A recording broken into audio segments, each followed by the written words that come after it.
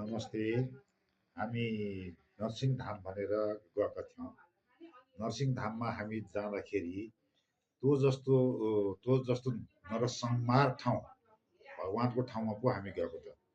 त्यस्तो गरेर त्यो कार्यक्रमको आयोजकले त्यस्तो पनि व्यवहार गर्ने, त्यहाँको भक्तजनहरूको लागि यो सुविधा छ, त्यो सुविधा छ, यहाँ सुविधा छ, त्यहाँ सुविधा छ। बाटोमा अब 16 किलोमिटर 17 किलोमिटरसम्म हामी हिँड्नु पर्यो। हामी गाडीको सुविधा छ, अब बस्ने ठाउँ छैन, खाने ठाउँ छैन, एउटा होटेल छैन, पानीको व्यवस्था छैन। मर्न गएको हामी तिल चढाउने बेला 2500 रुपियाँ दाम तिर्नुपर्ने, त्यो त लुट्न बसे भइगयो नि।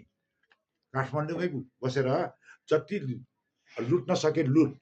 त्यो धाम गरेको होइन, त्यो धर्म गरेको होइन। कुनै आयोजक पनि त्यहाँका त्यो पण्डितहरू मै हो भन्ने, त्यस्ता पण्डितको काम छैन। बेकारको के को त्यो बढी बोलेर विज्ञापन देखाउने, अनि खेर श्राद्ध गर्न पर्ने, नुहाउन गएको ठाउँमा कुनै व्यवस्थित छैन। लेडिज मान्छे पनि किन नुहाइरहेछ, जेन्ट्स पनि किन नुहाइरहेछ, नुहाउने ठाउँ छैन। त्यस्तो ठाउँ पनि एउटा नरसिंहधाम थियो। नरसिंहधाम होइन, लुट धाम थियो। लुट्न सके लुट। तर कोही पनि नेपालका दाजुभाइ दिदीबहिनीहरू कोही पनि नरसिंहधाम भनेर नधाउनु होला। नरसिंहधाम होइन, लुट धाम हो त्यो। मान्छेसँग पैसा छ छैन, धर्म गर्न गएको त्यहाँ तिल चढाउनलाई 2500 रुपियाँ हाल्नु पर्ने रे।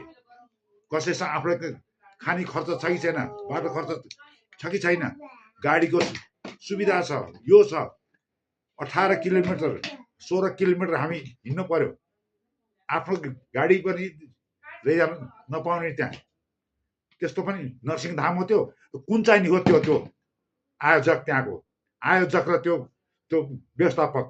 व्यवस्थापकहरूलाई त्यो पैसा खल्तीमा भएको तपाईँ प्याकेट मारे हुन्छ।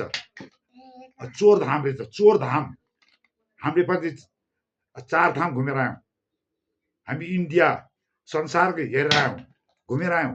त्यो जस्तो चोर धाम भनेको नरसिंहधाम होइन, त्यो बेकारको धाम त्यो।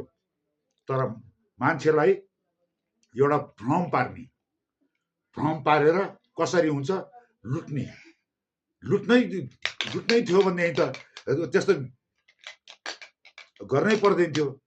विज्ञापन गरेर यार, त्यत्रो विज्ञापन गरेर भगवानको ठाउँमा हामी त्यहाँ गयो, भगवानको दर्शन गऱ्यौँ। न बस्ने खाने